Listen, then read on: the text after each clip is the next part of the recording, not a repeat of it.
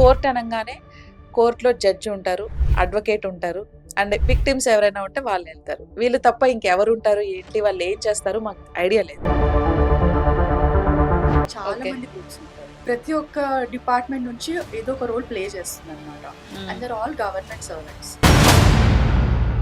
మరి కొన్ని cases like ఇప్పుడు ట్రాఫిక్ కేసెస్ కానీ, సో ట్రాఫిక్ పోలీసులు ఏదైనా బైక్ సీజ్ చేసినప్పుడు కానీ, లేకపోతే ఏదైనా కేసు ఫైల్ చేసినప్పుడు ఇవి మాత్రం చాలా ఫాస్ట్‌గా క్లియర్ అవుతున్నాయి. రాంగ్ రూట్లో వెళ్తున్నారు. దానికి మీరు హైకోర్టుకి వచ్చి కేస్ ఫైల్ చేయమనేది కరెక్ట్ కాదు. ఆ టైం అంతా పెద్ద కేసెస్‌కి పెట్టాలా, ఇంపార్టెంట్ కేసెస్‌కి వెళ్ళాలా? బికాస్ హైకోర్టులో పబ్లిక్ ఇంట్రెస్ట్ లిటిగేషన్ కేసెస్ చాలా ఉన్నాయి. ఇప్పుడు ట్రాఫిక్ కేసెస్ కూడా పెట్టారనుకోండి, దానికి టైం సరిపోదు జడ్జెస్‌కి కూడా. సో దీనికి సెపరేట్ ప్రొసీజర్స్ ఉంటాయి. మరి కోర్టులో ఇంతమంది టీం ఉండగా సో ఎందుకు కొన్ని కోట్ల కేసులు పెండింగ్ ఉంటున్నాయి? సో బేసిక్‌గా అయితే $1 మిలియన్ క్వశ్చన్. అందరికీ ఆన్సర్ కావాల్సి వస్తుంది.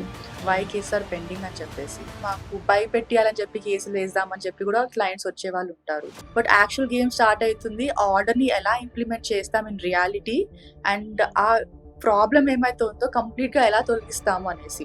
అంటే చాలా మంది ఆ కోర్ట్ సిస్టమ్‌ని కూడా వాళ్ళు రెస్పెక్ట్ చేయట్లేదు. ఫ్రాంక్‌గా చెప్పాలంటే ముందు కంటే ఇంకా వర్స్ట్ అవుతూనే ఉంటుంది.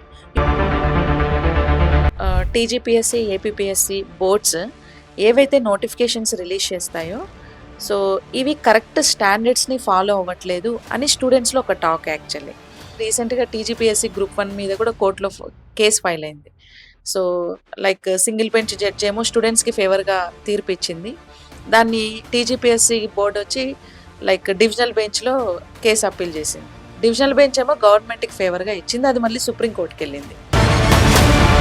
సో బేసిక్‌గా అండి ఎగ్జామ్స్ కండక్ట్ చేసిన తర్వాత ఏవైతే grey areas or loopholes ఉన్నాయో కేస్ వేసినప్పుడు కంప్లీట్‌గా లా పైన డిస్కషన్సే ఉంటాయి. బికాజ్ హైకోర్టులో ఫ్యాక్ట్స్‌ని అంత డీల్ చేయరు. లా పాయింట్ పైననే ఇంటర్ప్రిటేషన్స్ ఉంటాయన్నమాట.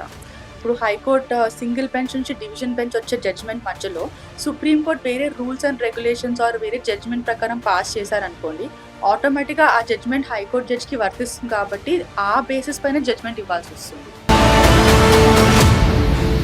సో వీళ్ళకి ప్రమోషన్స్ ఎలా ఉంటాయి? సో నోటిఫికేషన్‌లో స్పెసిఫిక్ క్యాడర్స్ బట్టి ఎగ్జామ్ రాయాల్సి వస్తుంది కదండి. ఆ ఎగ్జామ్ బట్టి ఉంటుంది. ఇప్పుడు ఒక ఓకే. క్యాడర్‌లో ఉన్నారు. మ్మ్. మళ్ళీ మీరు నెక్స్ట్ క్యాడర్‌లో వెళ్ళాలంటే మళ్ళీ మీరు ఎగ్జామ్ రాయాలి.